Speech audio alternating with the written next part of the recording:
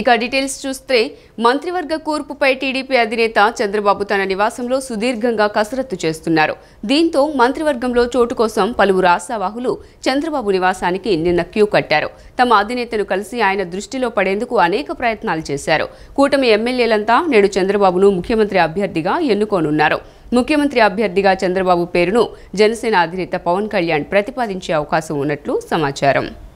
మంత్రివర్గ కూర్పుపై టీడీపీ అధినేత చంద్రబాబు తన నివాసంలో సుదీర్ఘంగా కసరత్తు చేస్తున్నారు.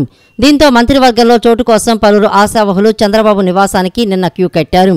తమ అధినేతను కలిసి ఆయన దృష్టిలో పడేందుకు అనేక ప్రయత్నాలు చేస్తున్నారు. కూటమి ఎమ్మెల్యేలంతా నేడు చంద్రబాబును ముఖ్యమంత్రి అభ్యర్థిగా ఎన్నుకోనున్నారు. ముఖ్యమంత్రి అభ్యర్థిగా చంద్రబాబు పేరును జనసేన అధినేత పవన్ కళ్యాణ్ ప్రతిపాదించే అవకాశం ఉన్నట్లు సమాచారం. విజయవాడ ఏ కన్వెన్షన్ సెంటర్లో టీడీపీ, జనసేన, బీజేపీ కూటమి శాసనసభ పక్ష సమావేశం నేడు జరగనుంది. కూటమి భాగస్వామ్య పక్షాల ఎమ్మెల్యేలంతా చంద్రబాబును శాసనసభ పక్ష నేతగా ఎన్నుకుంటూ ఏకగ్రీవ తీర్మానం చేయనున్నారు. ముఖ్యమంత్రిగా చంద్రబాబును ఎన్నుకుంటూ చేసిన తీర్మానాన్ని కూటమి తరపున గవర్నర్కు అందజేయనున్నారు. మరోవైపు ప్రమాణ స్వీకారోత్సవానికి ముమ్మర ఏర్పాట్లు కొనసాగుతున్నాయి. జూన్ 12న ఉదయం 11:27 నవి ఆంధ్రప్రదేశ్ 3వ ముఖ్యమంత్రిగా చంద్రబాబు ప్రమాణ స్వీకారం చేయనున్నారు. వైఎస్ఆర్సీపీ అధ్యక్షుడు వైఎస్ జగన్ ని పార్టీ ముఖ్య నాయకులు ఇటీవల ఎన్నికల్లో పోటీ చేసిన అభ్యర్థులు కలిశారు. తాడేపల్లిలోని వైఎస్ జగన్ క్యాంపు కార్యాలయంలో ఆయనతో భేటీ అయ్యారు. చాలాసేపు పలు అంశాలపై చర్చించారు.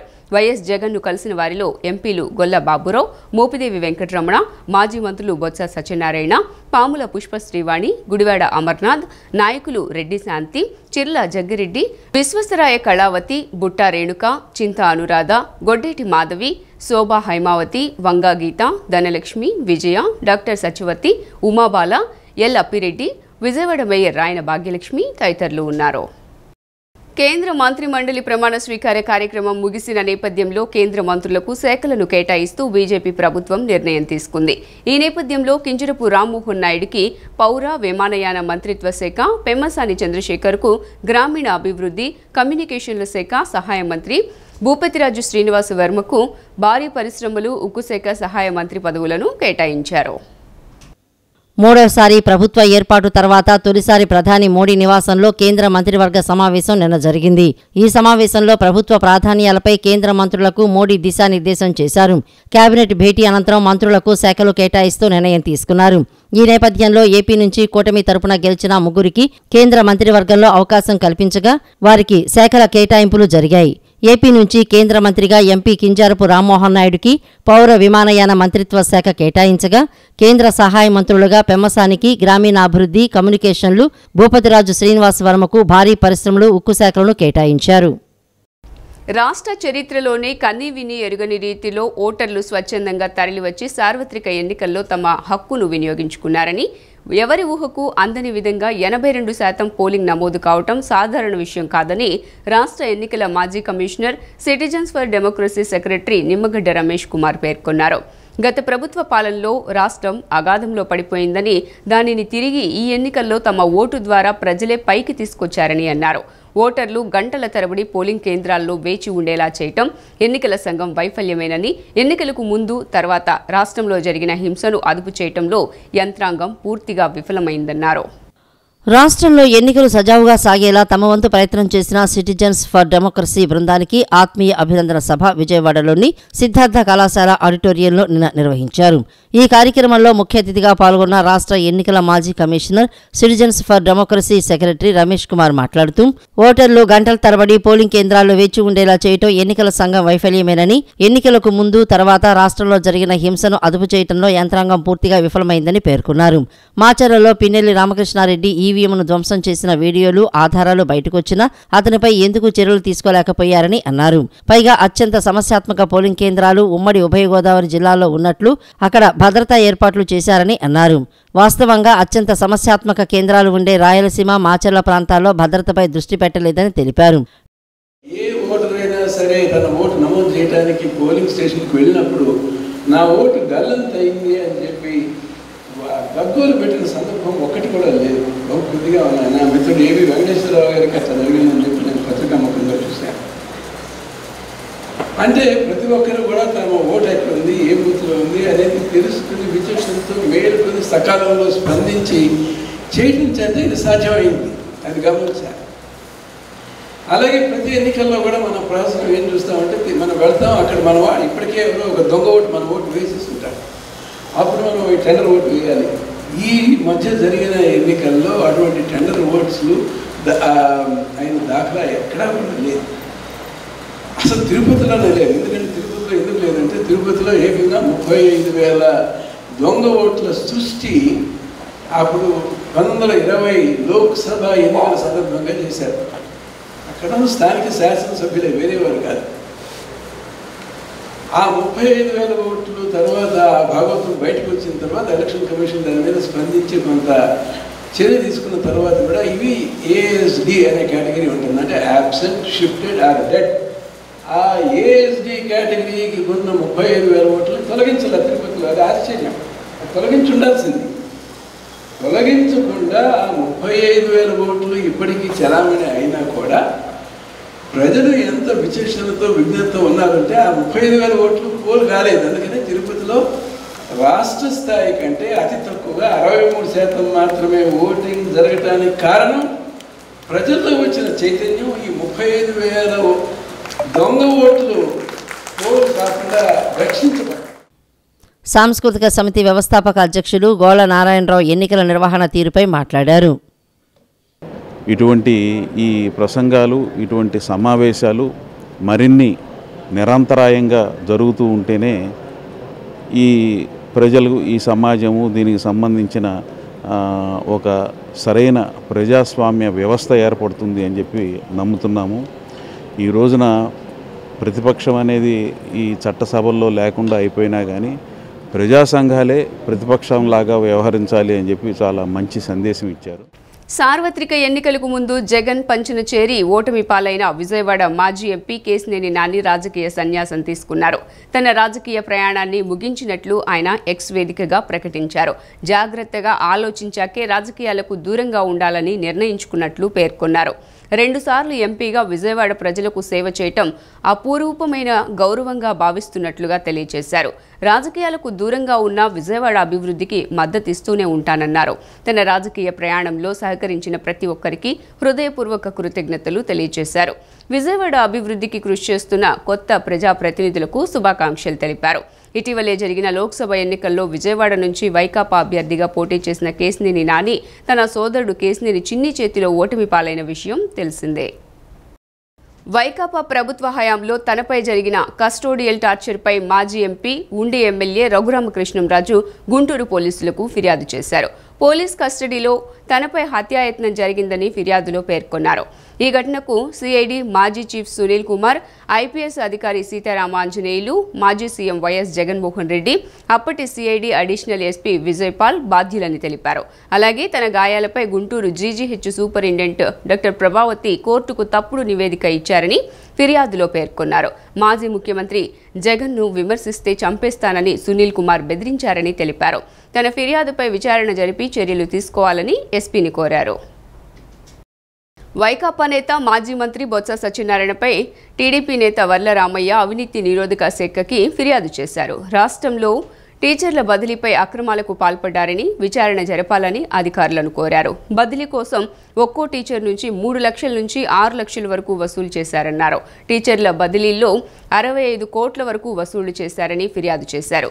ఎన్నికల కోడ్ అమల్లోకి వచ్చాక కూడా రాష్ట్రంలో ఉపాధ్యాయులను బదిలీ చేశారని వర్ల ఆరోపించారు. జగన్ ప్రజలకు చేసిందేమీ లేదని బటన్ నొక్కాడు తప్ప రాష్ట్రానికి చేసింది శూన్యమని తిరువూరు మాజీ ఎమ్మెల్యే కొక్కిలిగడ్డ రక్షణ నిధి విమర్శించారు. జగన్ వల్ల తాను తిరువూరు నియోజకవర్గ అభివృద్ధి చేయలేకపోయామన్నారు. ఐపాక్ సలహాదారులను నమ్మి జగన్ నట్టేట మునిగాడని అన్నారు. బ్రహ్మాండంగా గెలిపించుకున్నాడు పవన్ కళ్యాణ్ గారు, చంద్రబాబు నాయుడు గారు. ఒక ఎంపీ గారు ఫ్లైట్కి అవకాశం ఉందా లేదా, నీ పరిస్థితి ఏంటి అని కూడా అడగడం కూడా జరిగింది. 10 ఏళ్ళ ఏ రోజు కూడా పిలిచి నియోజకవర్గానికి నేను ఏమి ఇవ్వాలి, అక్కడ ఏమేమి పెండింగ్ ఉన్నాయి, నీ పరిస్థితి నేను అడిగినటువంటి దాఖలాల్లో మా ప్రభుత్వంలో జగన్మోహన్ రెడ్డి గారు ఆయన ఉన్నటువంటి సలహాదారులు పెట్టుకున్నాడు ఒక 60 మందిని. ఎందుకు పెట్టుకున్నాడో తెలియదు, వాళ్ళు ఏం సలహా చెప్తారో తెలియదు, మరి అసలు ఈయన ఏం చెప్తారో తెలియదు. మేమందరం గెలిచి ముఖ్యమంత్రి ఎన్నుకుంటేనే నువ్వు ముఖ్యమంత్రి అయ్యావు, మాతో మాట నీకు టైం దొరకట్లేదని నేను అడుగుతున్నాను. ఈ రోజున బాధతో అడుగుతా ఉన్నాను జగన్మోహన్ రెడ్డి గారిని. అందుకనే ప్రజలు తగిన తీర్పు ఇచ్చారని కూడా నేను తెలియజేస్తా ఉన్నాను. ఏదైతే పవన్ కళ్యాణ్ గారు, చంద్రబాబు నాయుడు గారు, నరేంద్ర మోడీ గారి నాయకత్వంలో బీజేపీ అధ్యక్షురాలు పురంధేశ్వరి గారు వీళ్ళందరూ కూడా కలిసి కూటమిగా పవన్ కళ్యాణ్ గారు ఒకటే చెప్పారు, ఈ రాష్ట్రంలో ఓట్లు చీలనేమను కూటమిగా ఏర్పడి బ్రహ్మాండ ఘన విజయం సాధిస్తామని చెప్పడం కూడా జరిగింది. కేంద్ర మంత్రివర్గంలో బీసీ సామాజిక వర్గానికి చెందిన ఎంపీ కింజరపు రామ్మోహన్ నాయుడుకు కేంద్ర మంత్రిగా అవకాశం కల్పించి టీడీపీ బీసీల పట్ల తనకున్న చిత్తశుద్ధిని నిరూపించుకుందని బీసీ సంక్షేమ సంఘం రాష్ట్ర అధ్యక్షుడు కేసిన శంకర్రావు అన్నారు. ముఖ్యమంత్రిగా ప్రమాణ స్వీకారం చేస్తున్న చంద్రబాబు నాయుడు బీసీల హక్కులను కాపాడతారని ఆశిస్తున్నామని వెల్లడించారు. నగరంలోని గాంధీనగర్ ప్రెస్ క్లబ్ నందు బీసీ సంక్షేమ సంఘాల ఆధ్వర్యంలో నిర్వహించిన మీడియా సమావేశంలో బీసీ సంక్షేమ సంఘం రాష్ట్ర అధ్యక్షులు కేశవ శంకర్రావు, ఎన్టీఆర్ జిల్లా ప్రధాన కార్యదర్శి మేకా వెంకటేశ్వరరావు, పలువురు బీసీ నేతలు పాల్గొన్నారు. కేశవ శంకర్రావు మాట్లాడుతూ రాష్ట్రంలో కొత్తగా ఏర్పడబోతున్న కూటమి ప్రభుత్వానికి శుభాకాంక్షలు తెలిపారు.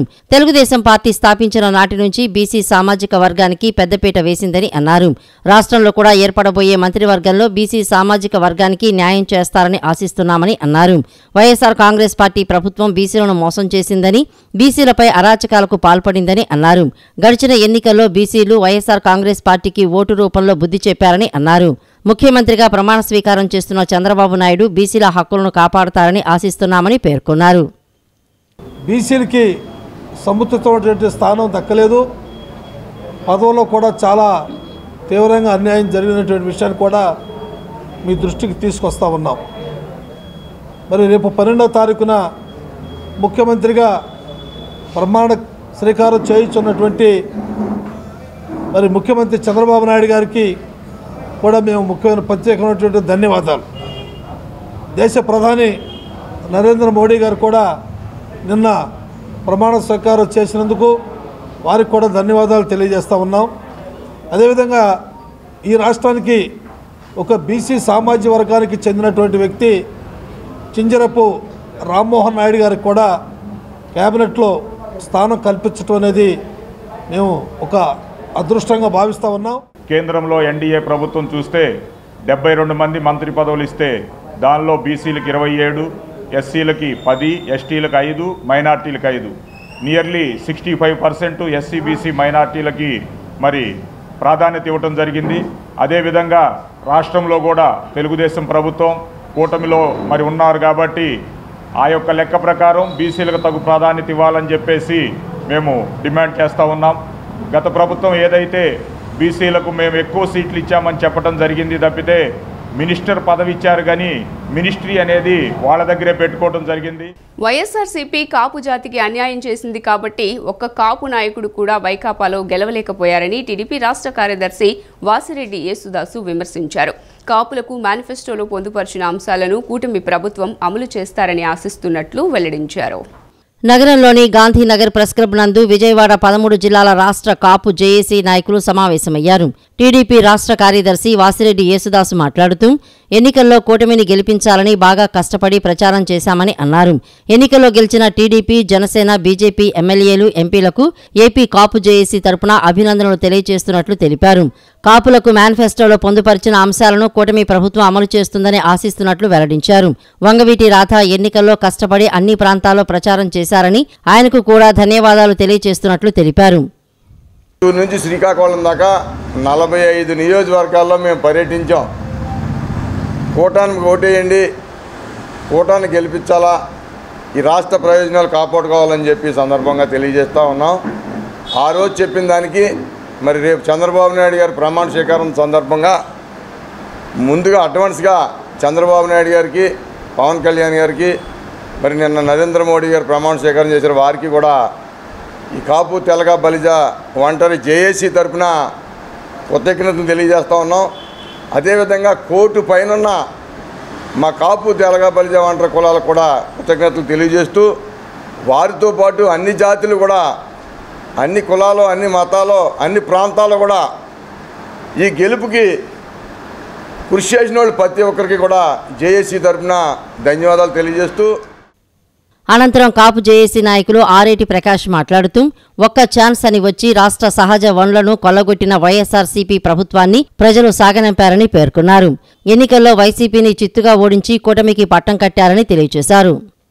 ఒక్క ఛాన్స్ అంటూ వచ్చి ఒక్క ఛాన్స్లోనే ఈ రాష్ట్రంలో ప్రజల్ని, ఈ రాష్ట్రంలో ఉన్న వనరుల్ని కూడా పూర్తిగా నిర్వీర్యం చేసిన గొప్ప ముఖ్యమంత్రి మరి జగన్మోహన్ రెడ్డిని ఇంటికి పంపించడంలో కూటమి ఏర్పాటులో ప్రధాన పాత్ర పోషించిన పవన్ కళ్యాణ్ గారికి, గొప్ప రిఫార్మిస్టు, గొప్ప విజనరీ, గొప్ప పరిపాలనాధ్యక్షుడు, ఈ రాష్ట్రాన్ని అన్ని రంగాల్లోనూ వెనుకబడిన రాష్ట్రాన్ని శరవేగంగా ముందుకు తీసుకెళ్లా దమ్మున్న నాయకుడు చంద్రబాబు నాయుడు గారిని, అలాగే మరి కేంద్రంలో ఎంతో సపోర్ట్ చేసి ఇవాళ తిరిగి మూడోసారి మరి పదవిలోకి వచ్చిన నరేంద్ర మోడీ గారికి శుభాకాంక్షలు. తెలుగువారి హృదయాల్లో శిఖరమై నిలిచిన అక్షర యోధుడు రామోజీరావు మనల్ని విడిచి అనంత లోకాలకు వెళ్లిపోవటం బాధాకరమని Krishna milk union chairman Chelasani Anjaneyulu విచారం వ్యక్తం చేశారు.